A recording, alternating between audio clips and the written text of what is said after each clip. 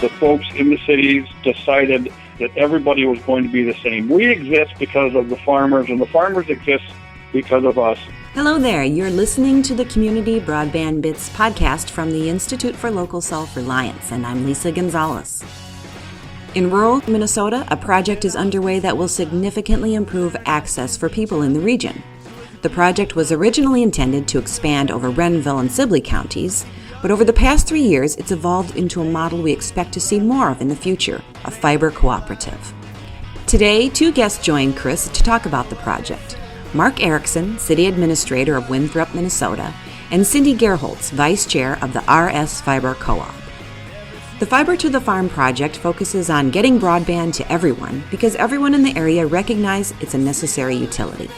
Cindy and Mark describe the poor connectivity situation in the area and how residents are fixing it through community ownership. More rural communities, recognizing that large corporate providers will not expand to areas without dense populations, are taking action to serve themselves. The RS Fiber Cooperative model brings access to everyone who wants it and gives everyone a voice. Before we run the interview, we want to refer you specifically to the rsfiber.coop page and the Renville-Sibley Facebook page. In addition to information about the project, you can check out the tools RS Fiber advocates are using to reach out to potential co-op members. Now here are Chris, Mark, and Cindy. Welcome to another edition of the Community Broadband Bits podcast. I'm Chris Mitchell, and today I'm speaking with two folks. Mark Erickson, the City Administrator of Winthrop. Mark, welcome to the show. Hi, Chris. Thank you. And Cindy Gerholtz, the Vice Chair of the RS Fiber Co-op. Welcome to the show. Hello, Chris. Thank you for having us. Longtime listeners of the show will be familiar with your project because we started our very first episode 99 episodes ago with Linda Cromer on the marketing committee. And if you haven't listened to that interview yet, I highly recommend it to people. The RS Fiber Project, which is the Renville-Sibley project, southwest of our Minnesota metro, is a very exciting project. And Mark, let's start with you. Just tell me a little bit about the project. Who's involved with it? Well, at this point, a year ago, when you spoke with Linda, it was kind of a joint powers-led project. It was going to be kind of owned and operated by the 10 cities and the 2 counties that made up the Joint Powers Board. We were unable to attract financing for that. A nervous bond market kind of precluded that. So now it's a private cooperative, and it's going to serve the same footprint, essentially. The Joint Powers Board of 10 cities and now 17 townships are going to sell a generally obligated tax abatement bond and lend that to the cooperative as an economic development loan. The cooperative will then take that and leverage that into $40 million in primary financing, so the $55 million project can be built. It's about a 600 square mile project area now involving 10 cities and a couple thousand farms and ag producers. And Cindy, why don't you explain a little bit about why this project is necessary? If you look at some maps, it would suggest that most of Minnesota already has access to broadband. Why are you spending so much time? It's been over 5 years of your effort to try and build this fiber network.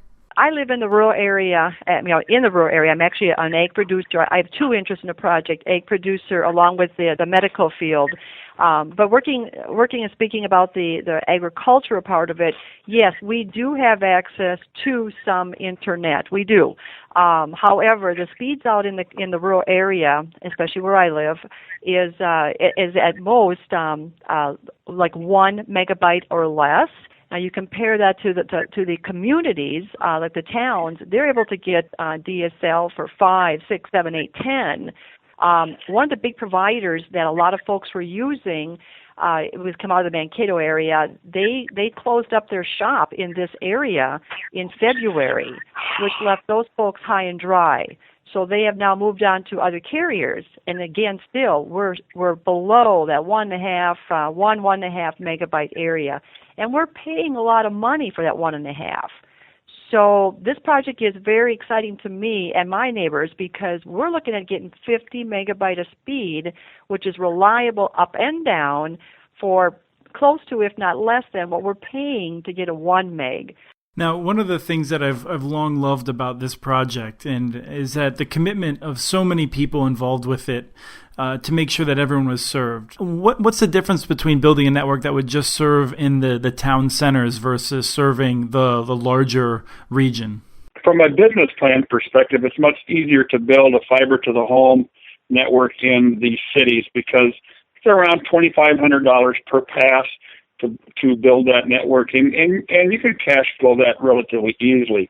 When we add in the rural areas, they average around $10,000 per pass, and that becomes more of an obstacle from a business plan. Early on, from the very beginning, the folks in the cities decided that we were going to blend these costs, that everybody was going to be the same. We exist because of the farmers, and the farmers exist because of us, and we're all interdependent. We have the same, our kids go to the same school districts, so we just decided that everybody was going to be treated equally in this. So on average, this was going to cost around $5,600 per pass in order to build. At one of the public meetings or immediately afterward, there was a discussion about maybe not serving the townships, the more rural areas, and Cindy, you were quite emphatic about making sure that no one was left behind. I believe it was described to me as reaching across the table and your eyes glowing red to make the point.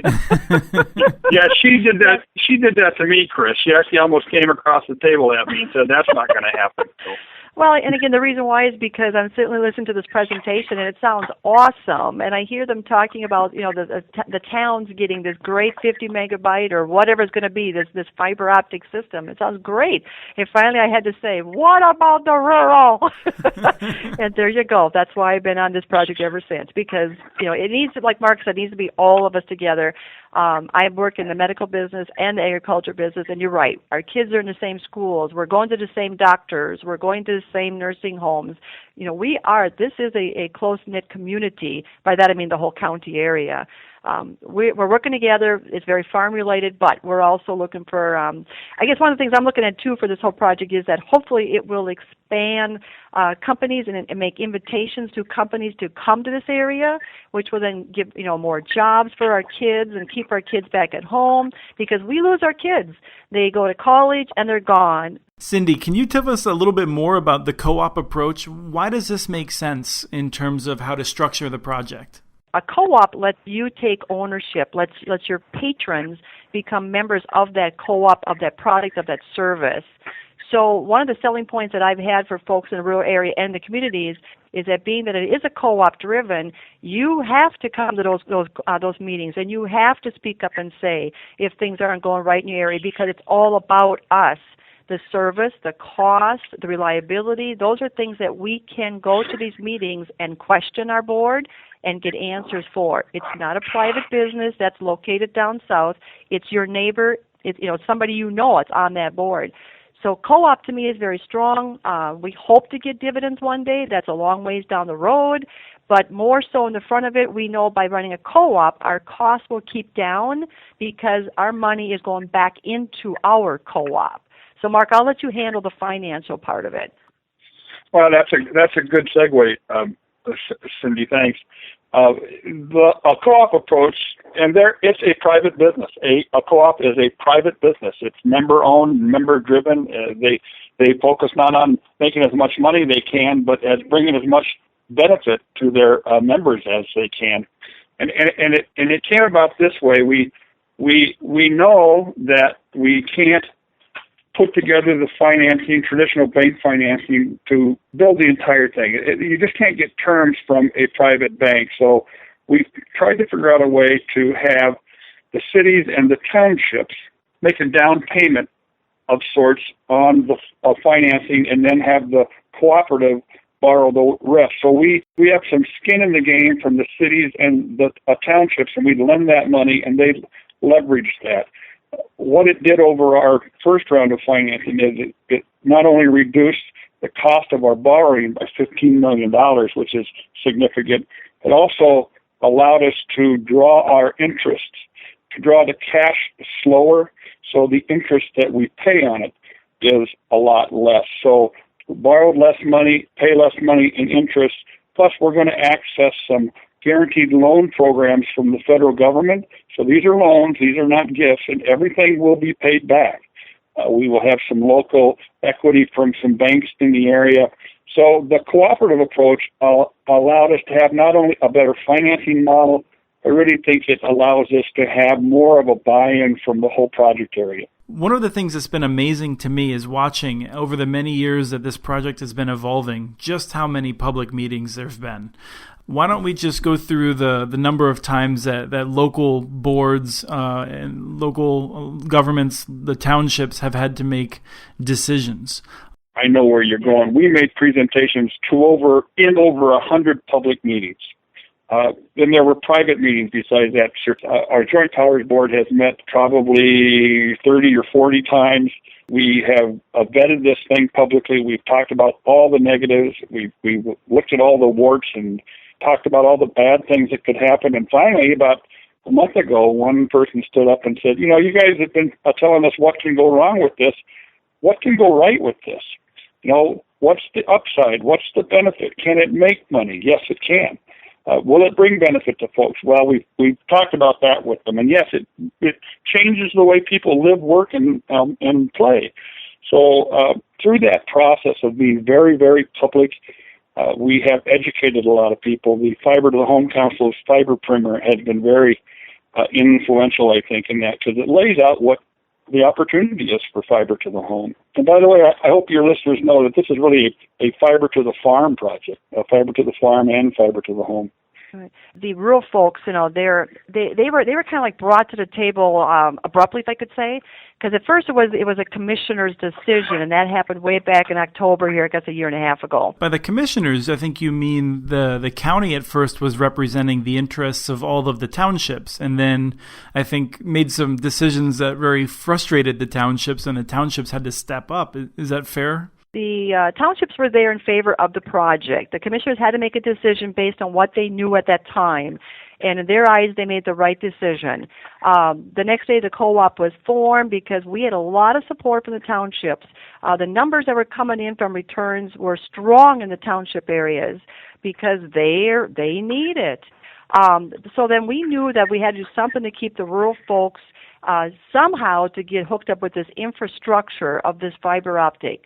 So we sought with the co-op, we developed the co-op, things are moving forward, yada, yada, you know all that already, which brings us up to just the last month and a half when these townships had to make a huge decision because there is a $15 million geo obligation that they may be on the line for.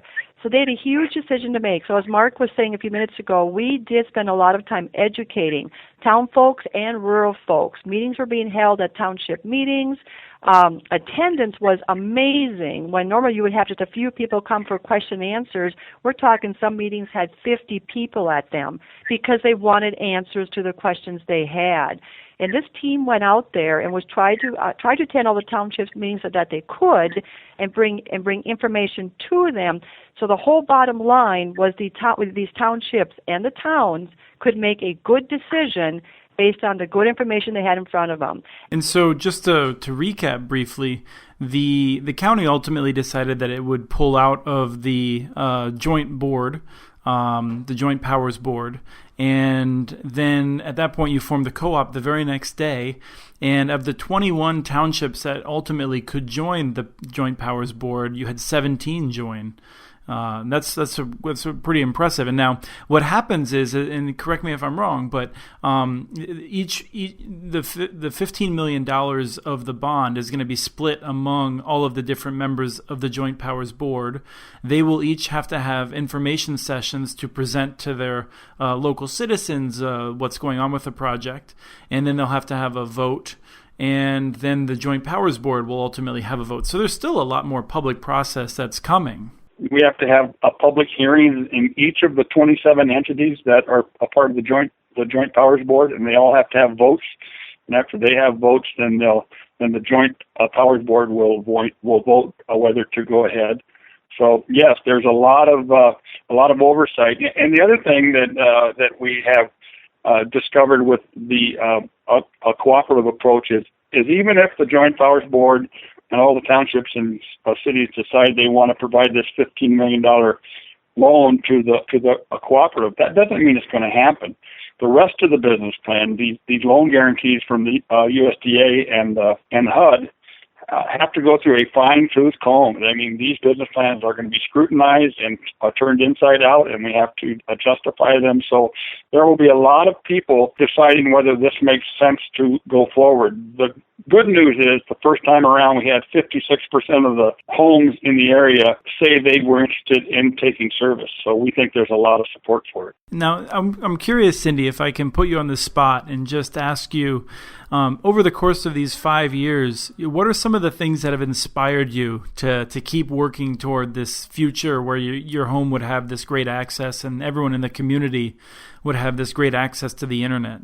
Probably the most that kept me going was that hearing the same story from a lot of people, probably from most people. The same story being that we need something better. We need something reliable. We need to be cost effective for our bottom lines for agriculture, and communities as well. But the main thing is getting our rural area caught back up to what the general public is able to get. As agricultural folks, we use a lot of internet. I think agriculture, in my opinion, is leaning to be one of the bigger users of technology today. Things are exploding in front of us for new ideas and new ways that we're using it. It's amazing. So I think the agriculture sector is leading as far as needs of technology. We need the speed to be able to do the job that we're doing today. This infrastructure, when they're building it for us, is going to give us that opportunity. The biggest thing that's kept me going is hearing the same story from folks that my internet speed, it's horrible. The cost is exorbitant. The reliability is not there. I lose my signal. I get a few snowflakes on my satellite. It's gone. The tree moves. I lose my connection. And Mark, let me ask you the same question. What's kept you inspired? Folks like you, Chris, I mean, you've really done a lot of work, and the more I find out about what kind of transformative technology fiber optics technology is, how it's going to change the way we receive health care, we do our work, we educate our kids, older people can live in their homes longer, all of those things, that's what keeps me going. I told you the story once, I think, about the lady up in Green Isle who at the end of a public meeting raised her hand and offered to go door to door in the city of Green Isle to get pledge cards. And when I brought them to her the next day and asked her why, she's an educated lady, she manages a bank there, she said, this is the biggest no-brainer I've ever seen in my life. Why wouldn't we do this? No one else is going to do it for us. And that's really what it boils down to, Chris. We went to the phone providers, we went to the cable providers, and we said, please do this. And they said, no, we can't. We said, we'll put the money up. Would you please do this for us? If we put the money up, and they said, no, we can't do that either. So we're stuck out here. No one else is going to do it for us. So we need to do it ourselves, and people realize that. And it's the buy-in that's kept me going. It's this enthusiasm for it. One of the things that I was just thinking about as I was preparing for this, today I was running numbers for getting a sense of Wyndham, that the municipal network in the southwest of the state that you're both very well familiar with, I'm sure. It's expanded into several other communities, and I was examining what they have now available compared to what the incumbent provider was offering. And they have much faster services, and in aggregate, they save about $100,000 in Wyndham on the services because they're less expensive, and $200,000 per year in the surrounding area that has access. It's really quite incredible what happens with these kinds of networks. That's real money that's going to be staying in their communities, and I have to assume you're going to see the exact same kind of impacts there in your communities.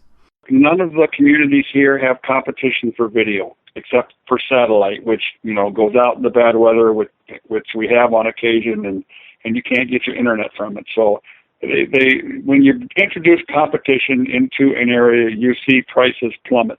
And our prices are based on a fair return, and they're going to have to lower their prices in order to compete with us. And we think even those who don't get the service from us are going to win because their current telecom bills are going to be lower. Do you have any final comments, Cindy, as we wrap up the interview? I'd like to thank everybody who has been researching and looking into this fiber optic project in our area. I came into this project 5 years ago, didn't know much about fibers, but I know more today than I did 5 years ago. And so I thank folks who are wanting to learn about it and who are trying to figure out a way to bring it into our daily lives, whether it's a business or a home or a school or a medical, it doesn't matter. This is a huge project. 10 communities, 17 townships, two county lines we've actually crossed over into. I think it's a great thing, and I want to thank those folks, and let's keep moving it forward. It's a great way to end. It's something that reminds me that so many of us started off not really knowing much about this field. It's something that people really can dig into, and it shouldn't be intimidating to anyone who really wants to get in and make a difference. So thank you for all of your work. Thank you, Chris. Okay, thanks, Chris. We have followed the project since the beginning, so you can learn more at muninetworks.org. Just follow the Renville, Sibley, or RS fiber tags. We want your ideas for the show. Please email us. You can send a note to podcast@muninetworks.org. You can also follow us on Twitter. Our handle is @CommunityNets. This show was released on May 20th, 2014. We want to thank Valley Lodge for their song, Sweet Elizabeth, licensed using Creative Commons. And we want to thank you for listening. Have a great day.